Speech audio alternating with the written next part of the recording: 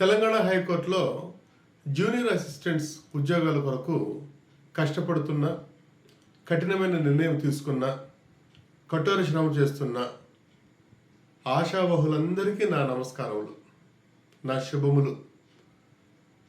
నా వంతు సహాయంగా మీకు నేను ఇప్పటికే ఒక 4 వీడియోలను రిలీజ్ చేయడం జరిగింది. దానికి కంటిన్యూషన్గా ఇప్పుడు ఈవేళ ఇంకొక వీడియోని నేను రిలీజ్ చేస్తున్నాను. ఈ వీడియోలో ఏముంటాయంటే 76వ క్వశ్చన్ నుంచి 85వ క్వశ్చన్ వరకు, అంటే 10 క్వశ్చన్లు మనము గత సంవత్సరంలో జూనియర్ అసిస్టెంట్కు ఇచ్చిన క్వశ్చన్ పేపర్ను మనం అనలైజ్ చేస్తాం. ఇది వరకు 2 వీడియోస్లో ఏం చేసామంటే 60వ క్వశ్చన్ నుంచి 65వ క్వశ్చన్ వరకు కాంప్రహెన్షన్స్ ఏ విధంగా రాయాలనేది మనం తెలుసుకున్నాం. 66వ క్వశ్చన్ నుంచి 75వ క్వశ్చన్ వరకు వివిధమైన ప్రశ్నలను మనము గత వీడియోలో మనం నేర్చుకున్నాం. ఈ వీడియోలన్నీ మీకు ప్లేలిస్ట్ అని మీకు డిస్క్రిప్షన్ బాక్స్లో పెడుతున్నాను.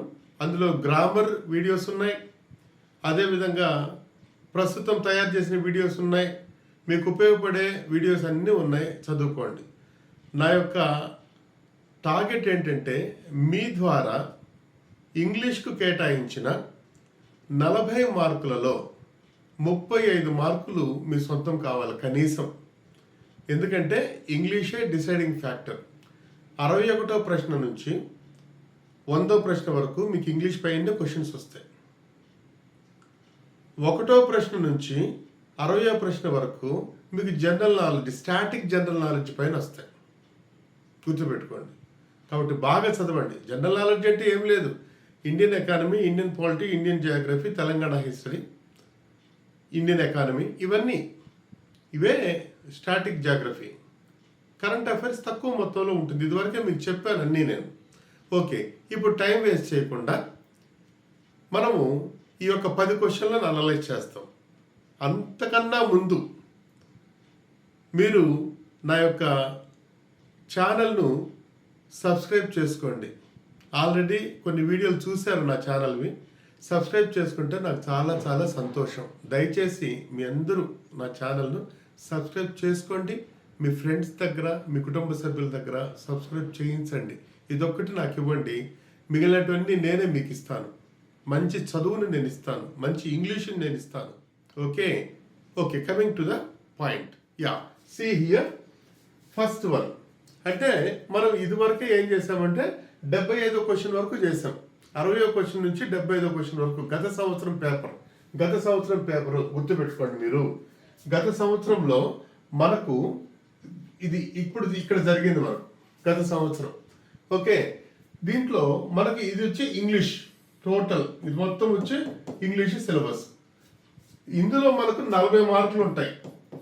ఇదే మనకు డిసైడింగ్ ఫ్యాక్టర్, గుర్తుపెట్టుకోండి. Okay, right. ఇప్పుడు 76వ క్వశ్చన్ నుంచి 85వ క్వశ్చన్ వరకు మనం అనలైజ్ చేస్తాం. బాగా చూడండి మీరు. Total see here, select the most appropriate antonym. ఇదివరకే నేను చెప్పాను, వొకాబులరీ పైన బాగా టచ్ చేస్తాడు. కాకపోతే స్టాండర్డ్, మీడియం స్టాండర్డ్లో ఉన్నాడు, హై స్టాండర్డ్లో లేదు. అసలు భయపడాల్సిన పనే లేదు, మీరు హై స్టాండర్డ్లో లేనే లేదు. Okay, see here antonym. ఇదివరకే నేను చెప్పాను, యాంటానిమ్ అంటే ఏంటి? Opposite words. Antonym are nothing but opposite words. దీనికి సినానిమ్స్ అంటే ఏంటి? Same meanings. ఓకే, నేను నిన్ననే చెప్పాను మీకు, antonyms, synonyms, one word substitutes, ఇప్పుడు స్పెల్లింగ్స్ కూడా ఉంటాయి ఈ సెక్షన్లో. స్పెల్లింగ్స్ ఇవన్నీ చదువుకోండి. ఎక్కడో ఎక్కువ చదవాల్సిన పని లేదు. మీ ప్రొఫెసర్ లాగా జస్ట్ మనం డిగ్రీ స్టాండర్డ్, ఇంటర్మీడియట్ స్టాండర్డ్ చదువుకొని అయ్యి మంచిగా చదువుకుంటే సరిపోతుంది. నేను చెప్పిస్తాను మీకు. Right. Okay, see here, appropriate antonym of the given word attract. Attract అంటేనే మనందరికీ తెలిసింది, అది చిన్న పదమే, అంటే medium vocabulary. That is attract అంటే ఏంది? ఆకర్షించుట. యాంటోనిమ్ అంటే ఏంది? ఆకర్షించుట, వికర్షించుట. దానికి తగిన పదం ఒకటి మనం చూసుకున్నారంటే సరిపోతుంది. ఇదే చూడండి, రివ్యూ. అసలు కాదు అది, ఎందుకంటే అది పునర్విమర్శను, రివ్యూ అంటాం. ఆ తర్వాత వచ్చేసేసి repel. So repel. Okay, then admit అంటే చేర్చుకోవడం. తర్వాత వచ్చి ప్రివెంట్ అంటే ఆపడం. ఇక్కడ మనకి ఏంది? అట్రాక్ట్, ఆకర్షణకు. ఇదేంటంటే ఇది మనకు answer. This is the answer. Repel అంటే ఏంటంటే మనము పుష్ అవే, తోసివేయడం అనమాట. ఆకర్షించడము, పుష్ అవే, తోసివేయడం అనమాట. కాబట్టి this is the correct answer. B is the correct answer. Okay, yeah. Then next we can go see here. Okay, right. See, then next here, select the most appropriate antonym. Again antonym opposite word given to the remote control. మీకు తెలిసే ఉంటుంది అనమాట. Remote అంటే దూరము. దీనికి antonym ఏంటి? దూరానికి దగ్గర. ఓకే, దగ్గర అంటే ఏంది? నీరు అనేది ఉండాలి. ఎదుక్కోండి, నీరు ఉందా లేదు? నీరు లేదు అసలు. కాబట్టి దానికి దగ్గరైన పదం ఏమన్నా ఉందా అంటే, ఇప్పుడు చూడండి, ప్రైవేట్ ఇది కాదు, అవైలబుల్ ఇది కూడా కాదు, మన దగ్గర ఉన్నా అని వస్తుంది. డిస్టెంట్ అంటే ఇది కాదు. యాక్చువల్గా ఇది ఏంది? దీనికి సినానిమ్, రిమోట్కి సినానిము డిస్టెన్స్. ఇక ఏంది? మనకి యాక్చువల్గా నీరు ఉంటే బాగుండేది. వాడు నీరు ఇవ్వకుండా నీరు దానికి దగ్గరగా ఉన్న పదం ఏంటంటే accessible. So accessible is the correct answer. ఈ విధంగా మనం ఏం చేయాలంటే 1, 2, 3 వీటిలన్నింటినీ మనం ఏం చేయాలంటే కొద్ది కొద్దిగా మనం ఒమిట్ చేసుకుంటూ రావాలి. ఏదైతే దానికి దగ్గర పదం లేదో. యాంటానిమ్ అంటే ఆపోజిట్ వర్డ్స్, సినానిమ్స్ అంటే సేమ్ మీనింగ్స్. గుర్తుపెట్టుకోండి. Yes, okay, that is over. Next select correct spell word. ఇది ఇప్పుడు స్పెల్లింగ్కి వచ్చాయి. Correct spell word. సో దీన్ని చూడంగానే మీకు యాక్చువల్గా దేనిపైన ఇచ్చినట్టు స్పెల్లింగ్ ఎన్యూమరేషన్ మీకు ఈజీగానే వస్తుంది. ఇక్కడ మనకు ప్రాబ్లం ఏమొచ్చిందంటే ఎన్యూమరేట్ దీంట్లో డబుల్ ఎన్ వచ్చింది. తప్పు ఇది. ఓకే, ఇక్కడ మనం చూసుకున్నాం అనుకోండి, డబుల్ ఎం ఇచ్చాడు, అది తప్పే. చాలా ఈజీ. ట్రిక్కీనో లేకపోతే హార్డ్ స్పెల్లింగ్స్ ఏమి ఇవ్వలే ఇక్కడ. Okay, then enumerate double R ఇచ్చాడు, ఇది కాదు. లాస్ట్ లో ఆన్సర్ ఏంటంటే ఇది. చూడగానే దొరికిపోతుంది. ఇటువంటి కొద్దిగా మీకు ఈజీగా ఉన్న క్వశ్చన్స్కి ఏం చేస్తారంటే టకటగా అప్లై చేసేసుకునేసి మీరు టైం ఎకనమైజ్ చేసుకోండి. టైం ఎకనమైజ్ చేసుకుని ఇంకో దగ్గర పెట్టండి. Okay, yes, that's over. Yeah, next see here, then this is. Okay, yeah, see, select the option that means the same as given group of words. Idi one word substitutes. See, the arrangements of the events and dates in the order of their occurrence. Okay, history lo vastadu. అంటే ఏంటంటే for example 1947 independence, ఆ తర్వాత 1956. ఈ విధంగా ఒక్కొక్కటి మనం చెప్పుకుంటూ వచ్చామంటే అంటే ఆర్డర్లో మనం పెట్టాము అంటే దాన్ని ఏమంటాం. For example see here horology. Horology అంటే ఏంది? వొకాబులరీ చెప్పండి. హరాలజీ అంటే ఇదే ఏంటంటే ఇది కాలానికి సంబంధించిన శాస్త్రం. గడియారాలు రిపేర్ చేసే విధానం అవన్నీ ఆ శాస్త్రంలో ఉంటాయన్నమాట. సమయానికి సంబంధించిన శాస్త్రాన్ని ఏమంటామంటే హరాలజీ అంటాం. One film has come on horology, that is Aditya 369. Okay, so that is on horology. Yeah, so horology కాదు, ఎందుకంటే ఇది ఇయర్స్ ని బట్టి మనం సెట్ చేసుకుంటా వస్తాం. పలానా సంవత్సరం ఇది జరిగింది, పలానా సంవత్సరం ఇది జరిగింది అని చెప్పేసి అన్నింటి కరెక్ట్ ఒక ఆర్డర్లో పెట్టుకుంటూ వస్తే ఏమంటామో చూద్దాం. ఆ తర్వాత వచ్చేసి chronology. Okay, then flexi time అంటే ఏంటంటే ఇది కూడా కాదు. ఎందుకంటే దీని అర్థం ఏంటంటే మనకు కొన్ని ఉద్యోగాల్లో స్టార్టింగ్లో అయినా ఎండింగ్లో అయినా కొంత ఫ్లెక్సిబిలిటీ ఇస్తారనమాట. ఫర్ ఎగ్జాంపుల్ 10 గంటలకు ఆఫీస్ స్టార్ట్ అవుతుంది అనుకోండి, 10-11 మధ్యలో ఎప్పుడైనా వచ్చేసేసి తంబేసేసుకొని పోతుంటారు. That is flex time. ఇంకా మనకి ఈజీగా చెప్పాలంటే గవర్నమెంట్ జాబ్స్ చేసేటప్పుడు మనకు ముస్లిం సోదరులకు ఈ రంజాన్ పీరియడ్లో ఏం చేస్తారంటే ఈవినింగ్ కొంచెం ఫ్లెక్స్ టైం ఇస్తారనమాట. అది ఆర్డర్ కూడా వస్తుంది గవర్నమెంట్ నుంచి. అంటే 4 గంటలకో లేకపోతే 3 గంటల నుంచి 5 గంటలు, అంటే యాక్చువల్గా 5 గంటల వరకు ఉండాలనుకోండి ఆఫీస్లో, 3 గంటలకో లేకపోతే 4 గంటలకో నమాజ్ చేసుకునే దానికి ఆ టైం కొద్దిగా వెసులుబాటు ఇస్తారనమాట. వెళ్ళిపోవచ్చు అనమాట, ముందే వెళ్ళిపోవచ్చు. Such type of time is called flex time. అది కూడా కాదు. ఓకే, దెన్ క్యాలెండర్ అంటే అది కూడా కాదు. క్యాలెండర్లో డేట్స్ ఉంటాయి కానీ ఈవెంట్స్ అవి సంబంధించిన టైము అన్ని రాసి పెట్టరు అనమాట. So this is the thing. So దీనికి కరెక్ట్ ఆన్సర్ ఏంటంటే క్రోనాలజీ అంటే ఏంటంటే arranging the dates and events in correct order. Chronological order అని చెప్పేసి అంటాం. That is the chronology. So vocabulary చాలా చాలా ఇంపార్టెంట్, గుర్తుపెట్టుకోండి. ఈ vocabulary is very very important. ఎగ్జామినేషన్లో నువ్వు కొట్టి రేపు పొద్దున్నే జడ్జి పక్కన నువ్వు జూనియర్ అసిస్టెంట్గా నువ్వు కూర్చోవాలంటే మాత్రం చదవాలా, లేకపోతే వదిలేసేయండి, మీ ఇష్టం అదంతే. ఎందుకంటే every man is nothing but his own architect. ప్రతి ఒక్కడు వాడి జీవితానికి వాడే శిల్పి. ఓకే, కష్టపడాలి. ఫర్ ఎగ్జాంపుల్ మీరు నమ్మరు కానీ ఇప్పుడు 12 గంటలు రాత్రి షూట్ చేస్తున్నా, పొద్దునకంతా మీకు రావాలా. That's why. Okay, yeah. The next is here in the sentence given below, 4 words or phrases. నేను ఇదివరకే మీకు చెప్పాను వర్డ్స్ ఫ్రేజెస్ అని చెప్పేసి. వర్డ్, ఫ్రేజ్, క్లాస్ గుర్తుపెట్టుకోండి. గ్రామర్లో చాలా చాలా ఇంపార్టెంట్. సింపుల్, కాంపౌండ్, కాంప్లెక్స్ సెంటెన్స్లో కానీ సింథసిస్ ఆఫ్ సెంటెన్సెస్లో కానీ వర్డ్ ఏంటి, ఫ్రేజ్ ఏంటి, క్లాజ్ ఏంటి అనేది అటు చూడంగానే, వాక్యాన్ని చూడంగానే, పదాలను చూడంగానే మీరు గుర్తుపట్టుకోవాలి. ఓకే, వర్డ్ అంటే ఇదివరకే చెప్పాను. ఒకే ఒక పదం ఉంటే వర్డ్, అలాగే కూడా కొన్ని పదాల సముదాయం అయితే ఫ్రేజు, పదాల సముదాయం ఉండి వెర్బ్ ఉండిందంటే క్లాజు, మళ్ళీ పూర్తి అర్థం ఇచ్చిందంటే అది మెయిన్ క్లాజ్, అసంపూర్తి అర్థం ఇచ్చిన క్లాజ్ని ఏమంటామంటే సబార్డినేట్ క్లాజ్. ఇవన్నీ సింపుల్, కాంపౌండ్, కాంప్లెక్స్ సెంటెన్స్లో నేను చెప్పిస్తా. ఆల్రెడీ కొన్ని వీడియోలు వచ్చుంటాయి. ఇది సింపుల్, కాంపౌండ్, కాంప్లెక్స్ సెంటెన్స్ పైన వాటిని చూడండి. Okay, yes. Then underline, select the words phrases that contains error. ఇప్పుడు చూడండి, ఇందులోనో ఒక ఎర్రర్ ఉంది, అండర్లైన్ చేసిన దగ్గర ఎక్కడో దగ్గర ఒక ఎర్రర్ ఉంది. దాన్ని మనం పట్టుకోవాలి. ఇది నేను కూడా మీకు చెప్పాను. నేను see here the officials were criticised by the public. అంటే పబ్లిక్ చేత అఫీషియల్స్ చేయబడ్డారు. That is passive voice. Voice గుర్తుపెట్టుకోండి, active voice and passive voice. See దీంట్లో ఏంటంటే వెర్ V3 అది పట్టంగానే మీకేంది, oh this is a passive voice simple past tense అని చెప్పేసి గుర్తుకు రావాలి. ఆ రేంజ్లో చదువుకోవాలి. రేపు మీరు జూనియర్ అసిస్టెంట్ అయినా ఇట్లా ఇంగ్లీష్ మీరు పట్టుకున్నారంటే డ్రాఫ్టింగ్ మీదే. జడ్జి మిమ్మల్ని పక్కన కూర్చోబెట్టుకుంటాడు డ్రాఫ్టింగ్ ఉంటే. లేదు అంటే ఎక్కడో దగ్గర పెట్టండి, ఆ మూల నాన్ ఫోకల్ ఏరియాలో పెడతాడు. So drafting is very very important. First of all you must have to learn English. Automatically you can get 35 marks out of 40. Okay, yeah. Then see here, were criticized by the public when they failed to repair broke bridge. Okay, అంటే విరిగిపోయిన బ్రిడ్జిని repair చేయడంలో వాళ్ళు విఫలమైనారు కాబట్టి వాళ్ళు అంటే ఎవరు, officials ప్రజల చేత విమర్శింపబడ్డారు అని దీని అర్థం. ఎక్కడెక్కడ తప్పు, were criticise, that is correct. Failed, they failed simple past tense, that is correct. To repair, 2 + V1 correct. ఇక దొరికిందంతా ఇదే, broke.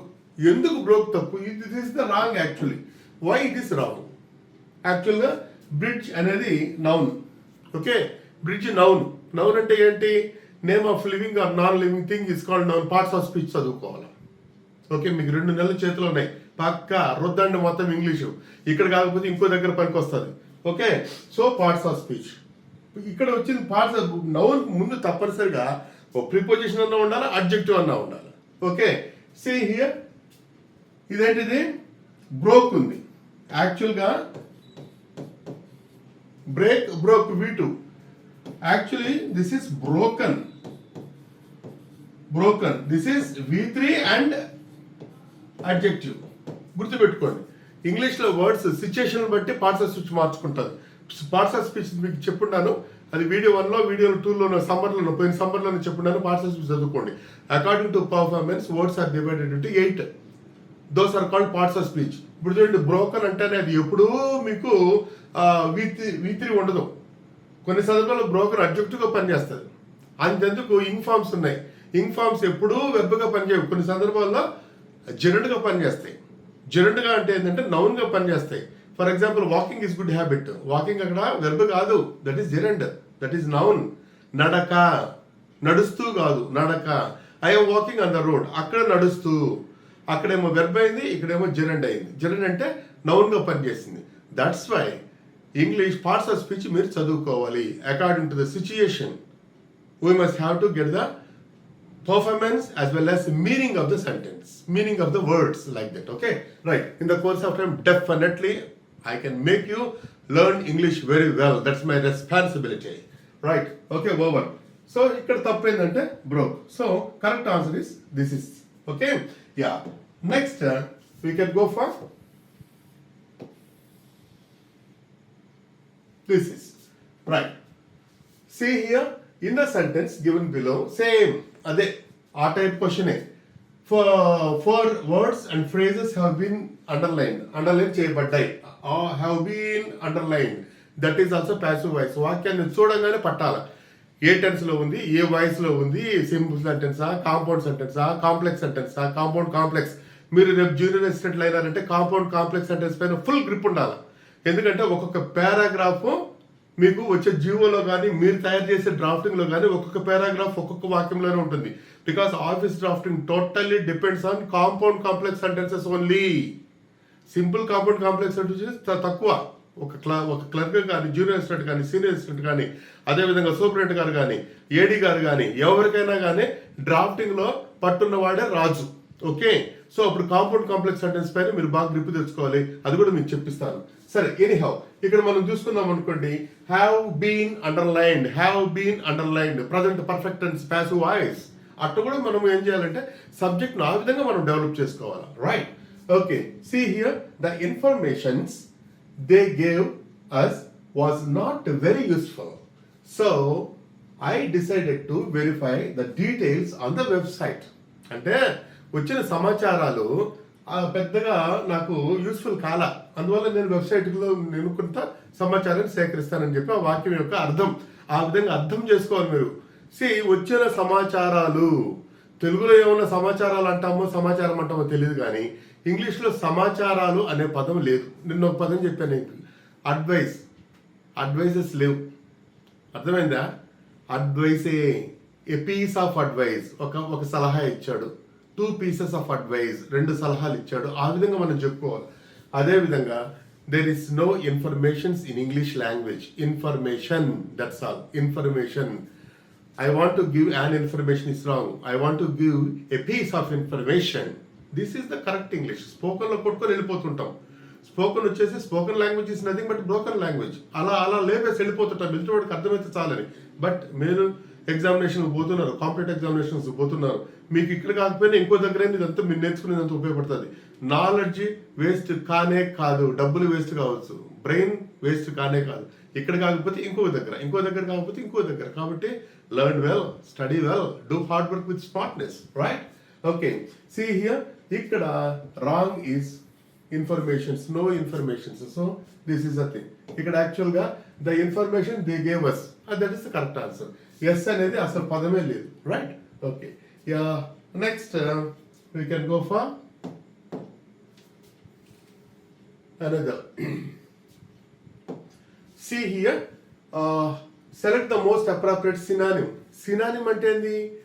నానార్థాలు, same meanings. appropriate synonym of the given word enhance. Enhance అంటేనే that is very easy word.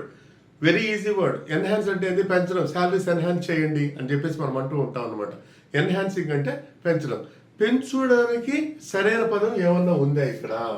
పెంచడానికి. See here, enjoy ఇది లేదు, try ప్రయత్నించి ఇది కాదు, view దృశ్యం ఇది కాదు, ఇదిగో దొరికింది. ఇంక్రీజ్ ఏది? ఎన్హాన్స్ అనేదానికి సినానిమ్. యాంటనిమ్ అంటే వేరే వస్తుంది అనమాట. So synonym is that. Yeah. Next we can go for select the most appropriate option to fill in the blank. See, the committee recommended dash action. మీకు కోర్టులకు బాగా ఇంపార్టెంట్ ఇది. Dash action against all the employees who had taken part in the strike. Right. So ఇక్కడ మనం recommended ఏమొచ్చింది? Disciplinary action, disciplining. See here disciplinary action. మనకి ఎటువంటి action చూడండి. ఈ యాక్షన్ ఎటువంటి యాక్షన్ అంటే అడ్జెక్టివ్ కావాలి మనకు, అంతేగాని వేరేది కాదు. ఇప్పుడు చూడండి, అసలు ఈ పదమే లేదు, ఇది తప్పు. అసలు పదమే లేదు ఇంగ్లీష్లో. ఇది డిసిప్లినరీ అని. ఓకే, డిసిప్లిన్ నౌన్, క్రమశిక్షణ. డిసిప్లైనింగ్ క్రమశిక్షణగా ఉంటూ. సో మనకు కావాల్సింది ఏంది? Adjective, disciplinary. So this is the correct answer here. So A is the correct answer. Right. Okay. Yeah. Next. Okay. Good. Yeah. See, it is important. Select the most appropriate option to fill in the blanks. కరెక్ట్గా option దీంట్లో నింపేదానికి correct అయిన option తీసుకోమన్నారు. యా ఏంది? The Himalayan mountains are believed, simple sentence passive voice. The Himalayan mountains are believed dash about 50 million years ago. కట్టబడ్డాయంట. ఇక్కడ మీకు షార్ట్ కట్ మెథడ్ చెప్తా. నిన్న ఒక షార్ట్ కట్ మెథడ్ చెప్పా. నో సూనర్ వస్తేనే దేనికోసం వెతకాలా చెప్పా. మీరు కనుక్కోండి, 1 మార్క్ గ్యారంటీ. నో సూనర్ వస్తేనే ఏం వెతకాలా గత వీడియోలో ఉంటుంది, ఒకసారి చూసుకొనేసి బ్రెయిన్ లెక్ తెచ్చుకోండి, నేను చెప్పను. ఓకే, సో నో సూనర్ వస్తేనే ఒక టెక్నిక్ చెప్పాను. అదే విధంగా see here, what is that? Are believed వచ్చిన, ఆర్ సెడ్ వచ్చిన, ఆర్ థాట్ వచ్చిన, ఈ మూడిట్లో ఏదొచ్చినా అటు పక్క స్ట్రక్చర్ ఏముండాలంటే 2 + హ్యావ్ + V3 స్ట్రక్చర్ రావాలా. గుర్తుపెట్టుకోండి, ఇంక ఎత్తుక్కోండి మీరు. ఇది వచ్చేసేసి యాక్టివ్ వాయిస్ స్ట్రక్చర్. దీనికి ప్యాసివ్ వాయిస్ స్ట్రక్చర్ కట్టబడ్డాయి అన్నప్పుడు 2 + హ్యావ్ + బీన్ + V3 కట్టబడ్డాయి. అదే యాక్టివ్ వాయిస్ స్ట్రక్చర్. ఇదన్నా ఉండాలా. ఈ షార్ట్ కట్ మెథడ్ ఏంటంటే మనకి గోల్ అంతా ఎందుకు? టు హ్యావ్ V3 ఏమన్నా కనబడ్డాయి చూసుకోండి అని చూసుకుంటాను. ఇప్పుడు చూడండి, టు హ్యావ్ బిలీవ్డ్ వచ్చింది, ఇది ఒక బిట్ వస్తుంది మీకు. నో సూనర్లో ఒక బిట్ వస్తుంది. ఏమి చదవాల్సిన పని లేదు, కన్ఫ్యూజ్ కావాల్సిన పని లేదు. నో సూనర్ వస్తే ఏం రావాలన్నా గత వీడియోలో చెప్పాను, అది చూసుకోండి. ఇప్పుడు చూడండి, ఆర్ బిలీవ్డ్ కానీ, ఆర్ సెట్ కానీ, ఆర్ థాట్ కానీ అవి వచ్చాయంటే ఈ 3 పదాలు వస్తే అటుపక్క టు హ్యావ్ అనేది రావాలి. ఎత్తుక్కోండి, టు హ్యావ్ దొరికిపోయింది. ఇదే కరెక్ట్ అంతే. నేను గ్రామర్ ఎత్తుకా చెప్పాలి. గ్రామర్ నేను చెప్పాను మొత్తం, గ్రామర్ ఇలా ఉండాలి. కానీ మీరు రేపు డ్రాఫ్టింగ్ చేసేటప్పుడు మాత్రం కోర్టులో మాత్రం పక్కా గ్రామర్ తెలియాలి. ఇవన్నీ తెలియలేదు. టు హ్యావ్ V3 ఏంటి, టు హ్యావ్ బీన్ V3 ఏంటి, అసలు సెట్ వచ్చిన తర్వాత ఎందుకు వాడాలా, థాట్ వచ్చిన తర్వాత ఎందుకు వాడాలా, ఇవన్నీ ప్రస్తుతానికి మీకు ఏంటంటే టైం వేస్ట్ అవుతుంది అనమాట. What is that? Are said, are believed వచ్చిందంటే టు హ్యావ్. ఓకే, కొట్టేసి చూసుకుంటూ వెళ్ళిపోవాలన్నమాట. అది ఎందుకు వచ్చింది ఏం కదా. నేనంటే మీకు అర్థమయ్యేదానికి చెప్తున్నాను, కానీ ఎట్టి పరిస్థితుల్లోనూ అది ఎందుకు వచ్చింది కాదు. ఇది correct. Okay. These are the short cut methods for competitive examinations. Shortcut methods are very, very important for bagging more marks, at the same time for economizing the time, right? Okay, so this is over. Yeah, అంటే ఇవన్నీ తప్పులు. Next, select the most appropriate synonym అంటే same word, okay, of the authentic. మీకు బాగా important కోర్టులకు authentic documents, authentic information, నమ్మదగిన, విశ్వసింపదగిన. ఏముంది ఇక్కడ? సేమ్ మీనింగ్ ఏముంది? పొల్యూటెడ్ కాదు, కాలుష్యము. తర్వాత ఇమిటేషన్ కాదు. ఇమిటేషన్ అంటే ఏంది? మనం అనుకరించడం. ఓకే, ఆ తర్వాత వచ్చేసేసి వాట్ ఈస్ దట్? యాక్సెప్టబుల్ అంటే ఏంది? అంగీకరించదగిన. జెన్యూన్ అంటే నమ్మదగిన. సో ఇక్కడ ఇవి 2 దగ్గరగా ఉన్నాయి. ఇది కొన్ని సందర్భాల్లో ఇలా ఇస్తాడు అనమాట. That's why genuine is correct answer. Accept అంటే అంగీకరించదగిన, జెన్యూన్ అంటే నమ్మదగిన, అథెంటిక్ అంటే నమ్మదగిన, అంగీకరించదగిన కాదు. కాబట్టి ద పక్కా ఆన్సర్ ఈస్ దిస్. ఈ విధంగా మనం ఏం చేయాలంటే ఈ యొక్క ఆన్సర్స్ టక్ చూస్తా వెళ్ళిపోవడం. దీనికంతా కావాల్సింది ఏంటంటే practice and knowledge. Okay my dear friends, ఈవేళ నేను ఒక 10 క్వశ్చన్స్ మీకు చకచక అంటే మీకు టైం వేస్ట్ చేయకుండా నేను చేయడం జరిగింది. మిగిలిన 15 క్వశ్చన్లు ఉంటాయి, అవి రేపు వీడియోలో మీకు పంపించేస్తాను. మంచిగా చదవండి, కష్టపడి చదవండి. నిద్రకు వాటికంతా తావివ్వకండి, సుఖానికి తావివ్వకండి. సుఖపడ్డామంటే రేపు కష్టం, ఈవేళ నువ్వు కష్టపడ్డావంటే రేపు సుఖం. కష్టం పోతూ ఉంటుంది అనమాట. ముసలితనంలో నువ్వు సుఖపడతావు. Okay right, thank you very much. ఈ వీడియో మీకు నచ్చినట్లయితే దయచేసి షేర్ చేయండి, లైక్ చేయండి, కామెంట్ చేయండి, మరీ ముఖ్యంగా సబ్స్క్రైబ్ చేయండి. నాకు చాలా సంతోషంగా ఉంటుంది. నా ఛానల్ని మీరు అంతా ఆదరించారని చెప్పేసి నాకు సంతోషంగా ఉంటుంది. నా ఛానల్ పేరు ఇంగ్లీష్ విత్ SDRP. దయచేసి మీరు నన్ను ఆదరించండి. Thank you very much.